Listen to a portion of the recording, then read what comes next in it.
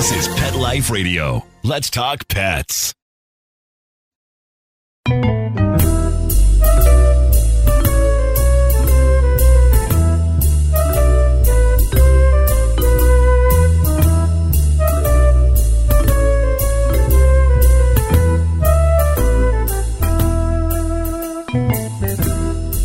Hello, cat friends. This is Michelle Fern, your host on Cattitude.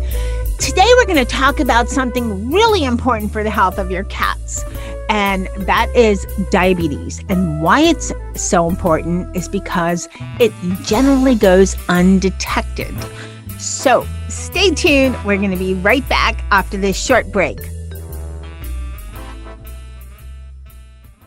Looking for a dental treat that does more for your dog? Daily Dose is a 2-in-1 chew that pairs a daily dental scrub with powerful supplements to help with the biggest health concerns facing our dogs. Daily Dose was developed by vets to be simple to use and super effective. Plus, dogs love the taste. Available for joint, skin, heart health, or calming. Daily Dose.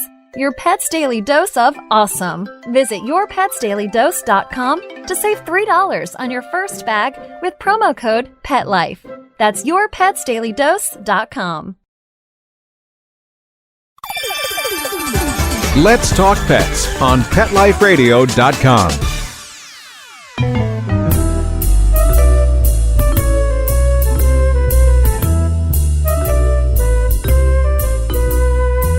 Welcome back, everyone. I'd like to introduce Dr. Nicole Sinclair-Torre. She is the Associate Director of Professional Services for Merck Animal Health. Welcome, Dr. Nicole. Hi, Michelle. Thanks so much for having me today. I am so excited to have you. I mentioned, diabetes, but it's also National Diabetes Awareness Month. That's for any diabetes, right? Cats, dogs, any people? Yep, absolutely. It's just a month that we focus on bringing awareness to people, but we like to focus here in the animal health world on cats and dogs especially. Of course, and we're all about cats here. For diabetes, as we're becoming better pet parents, we're looking at all these different diseases that our cats are getting, that where maybe even 10, 20 years ago, we wouldn't have even thought, oh, my cat has diabetes. I have to take, special care this way, that way. So what do you know about the background of all this, of why it's something we need to focus on or why it's become so important? It seems like within the last couple of years.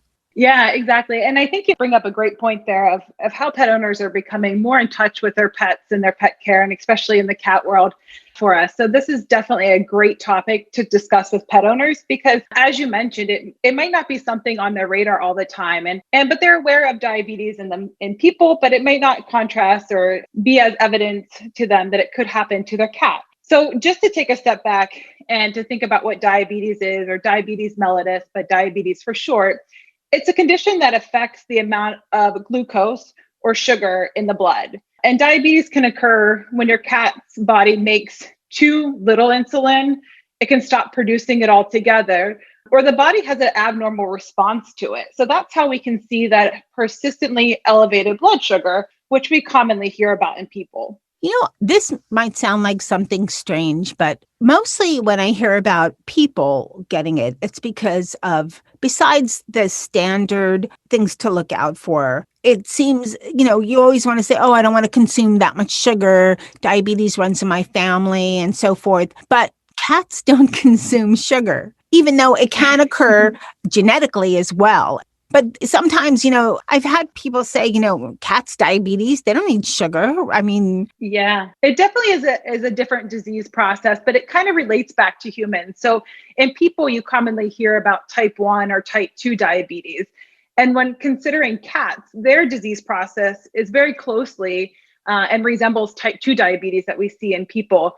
And that's where the insulin is produced, but there are factors in the body that make it not work well. And I know that we're not talking about dogs today, but I do think it's important to mention that in dogs, they resemble more closely the type 1, in which the body is not able to actually produce the insulin. So it's a little bit of a similar, it resembles the process of type 2 diabetes in people for cats. That's pretty interesting. So what are the main contributors to diabetes in cats? So there are some common risk factors that we see.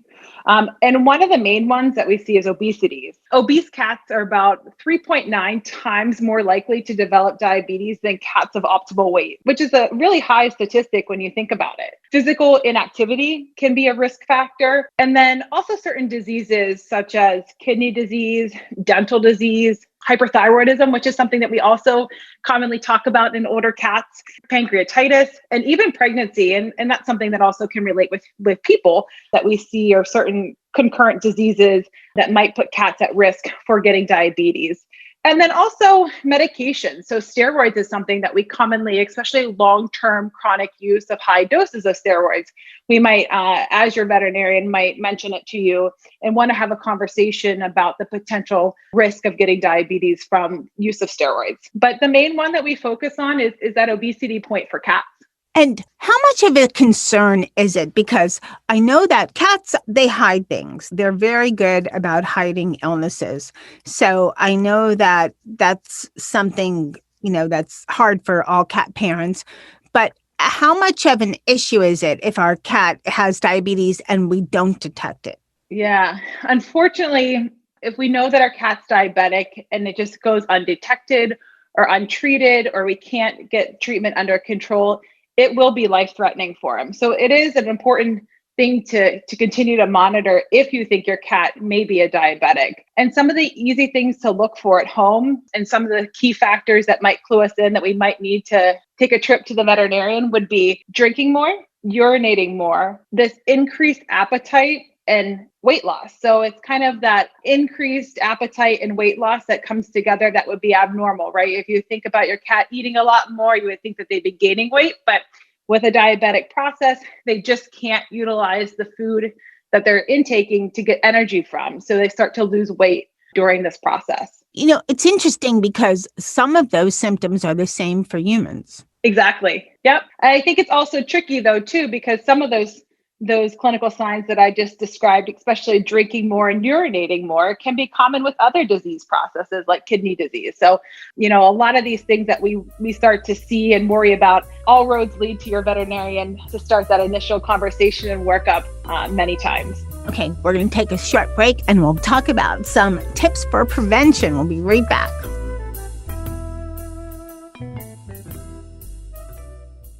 Hey everyone, Michelle Fern here. I have to tell you about Pet Treater. Pet Treater is a gift box for your fur babes that gives you the chance to surprise them with interactive toys, all natural treats, and a whole bunch more. I just got one for Dennis's birthday, but I made sure to get the larger size because I knew Molly and Charlotte would want in on the action too. Let me tell you, it arrived the day before I planned to give it to him. Dennis actually slept next to it the entire time. In the morning, when I went to open it, I noticed all these claw marks on the box. They were trying to break into the goods. What a party once I opened the box for them. They had a blast. Whether you have a really cute kitty or an adorable doggy, or maybe some of each roaming your house, you can tailor the box to fit their needs, including any allergies they have or their size. We all need an excuse to spend more quality time with our fur kids. With a subscription starting as low as $15, you and your furry family members will get to unbox some new surprises together, meaning you'll be spending less money, less time shopping, and more time hanging out. And if you're as obsessed with sharing photos of your pets as I am, you can connect with other animal lovers on the Pet Treater site. Okay, now Pet Treater is giving us this great offer. Go to pettreater.com and use the coupon code Cattitude, that's CATTITUDE, and you'll get 50% off the first month of your subscription. That's pettreater.com, PETTREATER.com, and get ready for some great party times with your fur babes. Are you listening to this right now with a cell phone clenched between your teeth as you frantically flip pages on your paper calendars? Or are you a new breed of groomer, bred for speed and efficiency of movement? 123 Pet software automates your communications, doing the reminding, confirming, thanking, and marketing for you. 123 Pet centralizes your schedule, employees, clients, inventory, and more. 123 Pet is the business management software you need. Start minding your business today. Visit 123petsoftware.com. Let's talk pets. Let's talk pets On Pet Life Radio. Pet Life Radio. Pet Life Radio. PetLifeRadio.com.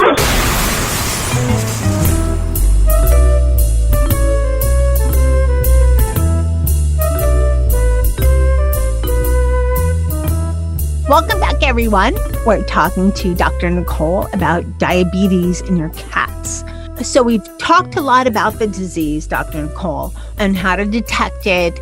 And what about once you detect it, what is the protocol for going forward? How do you make your cat comfortable enough to live with diabetes? I know, people to have insulin shots, same for cats or something different?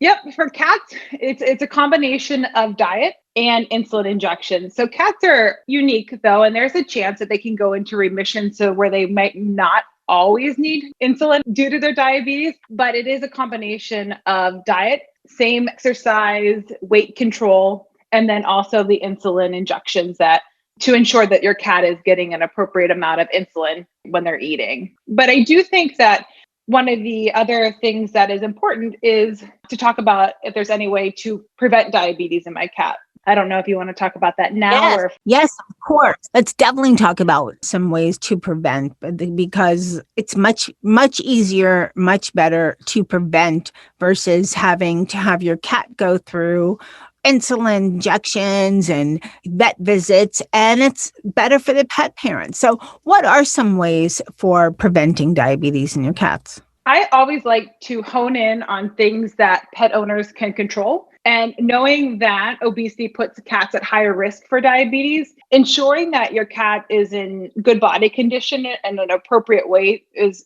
really a great first step. The other thing that cats that we all know, they're carnivores, right? So feeding low carb, high protein diets is an easy step in attempting to prevent obesity and diabetes. And there's really no magic formula for the amount of protein or amount of carbohydrates that your cat should eat, but it definitely is worth discussing with your veterinarian to ensure that your cat's on that well-balanced diet. And when you go to the pet store, you see so many foods that are out there, and a lot of them are great, reputable brands. So you're going to have a ton of options. But once you select that food, and especially if you're concerned about your cat's weight, having that conversation with your veterinarian can be important to make sure that you are on the right path to ensure that they're getting the appropriate amount of protein and, like I said, a lower amount of carbohydrates for them. And the other thing that we always want to remember is that not all cats are created equal, right? So it would be really unfair for me to say that all cats should weigh 10 pounds. Just like with us, we all don't have that magic number, but we can kind of talk the same talk when we talk about body condition. And that's a nice tool that veterinarians use to talk and communicate with each other about cat body conditions, and also an easy number for pet owners to consider. So some veterinarians will use a scale of 1 to 5, where 3 is an optimal body condition. And some will use a scale of 9, where 5 would be the optimal condition. And an easy way to kind of start this at home is that if you feel over your cat's rib cage, and when you palpate those ribs or feel over there, it should feel like the back of your hand. So when you rub the back of your hands and you feel the bones there, that would be a good starting point for a good body condition. If your cat, when you're rubbing over the rib cage there, starts to feel like your knuckles, then they're probably too skinny. And when you get to the point where they're feeling like the palm of your hand, kind of where your fat pads are over that rib cage, that's an indication that your cat might be a little bit too heavy, and a good indication to start having that conversation about weight management with your veterinarian. So hopefully that can provide some nice at-home tips for pet owners to say, well, is my cat overweight? Am I trending towards obesity? Or are we in a good body condition? I have to just tell you, I have not heard that before. And that is an excellent way for the pet parent to get an idea of what their cat's body weight is. I think mine are on the heavier side because, well, my partner sometimes overfeeds him, but, he overfeeds them. But, I'm trying. It's hard, right? We sometimes make sure our love is felt through food, right? But sometimes that always doesn't pan out so well for us. So making sure that it's consistent and with the amount and that caloric intake is really advantageous for them. What about the pet owner that likes to have food out all the time for the cat, and the cats prefer to graze all the time? Is that more of a negative than a positive? No, cats definitely are grazing type. It definitely is something that is known to be difficult to get them on a feeding schedule, but it's not impossible by any means. And my best recommendation for that would be to then make sure that everyone's on board with the amount of food that's going to be allocated for that pet per day.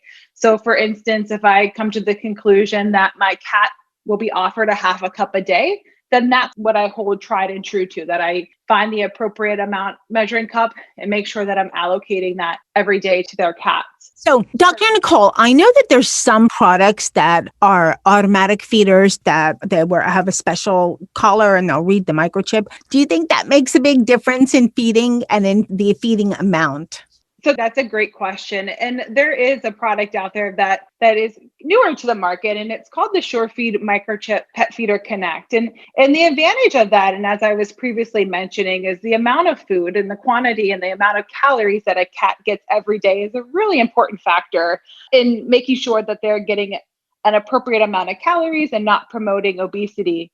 And what's nice about this feeder is that you can go in and set the amount of food that your cat should get each day.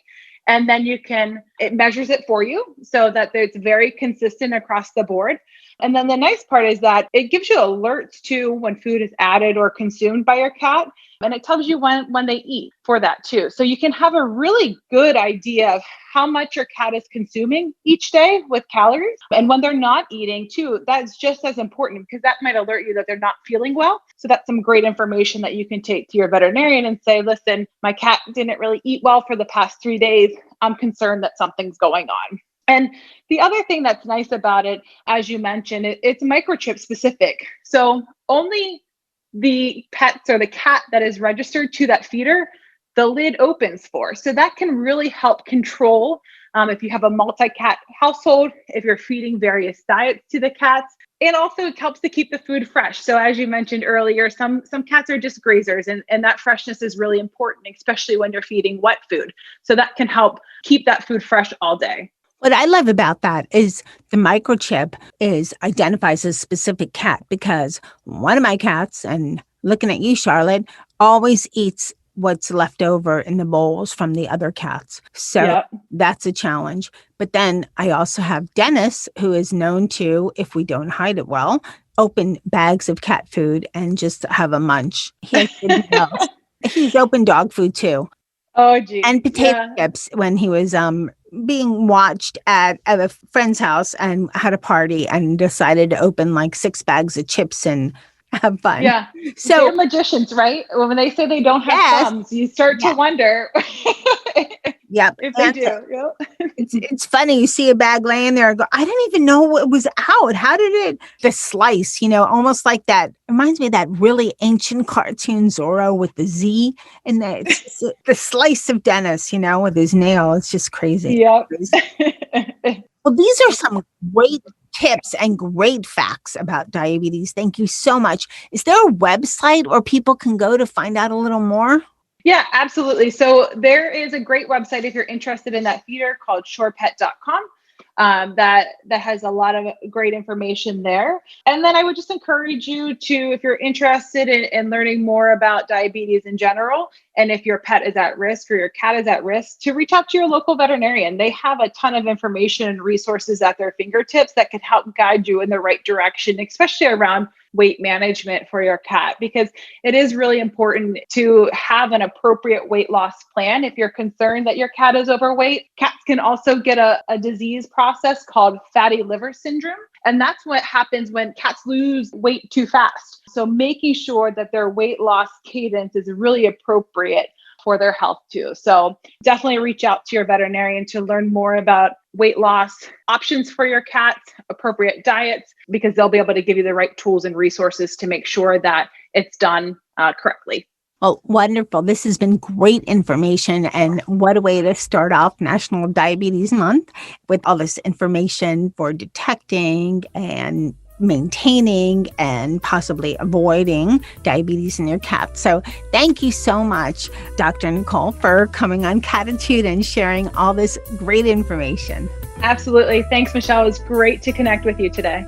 This show has been filled with a lot of great facts. I really love the hand example for detecting if your cat's a little overweight or underweight or at the right weight. Great information. So please, National Diabetes Month, talk it up to your other cat friends. Check your cats out.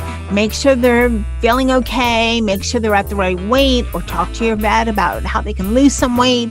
So great information. And so thank you to my guest, Dr. Nicole, for coming on Cattitude and sharing all this fabulous facts. And thanks to Charlotte, and who needs to be on a diet, and Dennis and Molly, and Sammy and Jethro. So thanks to my cat crew, and thanks to my producer, Mark Winter, for making me and my guests sound fabulous. And huge thank you to all the cat parents out there for listening to Cattitude and making it very popular. So stay tuned. We have some great shows coming up. Let's Talk Pets, every week on demand, only on PetLifeRadio.com.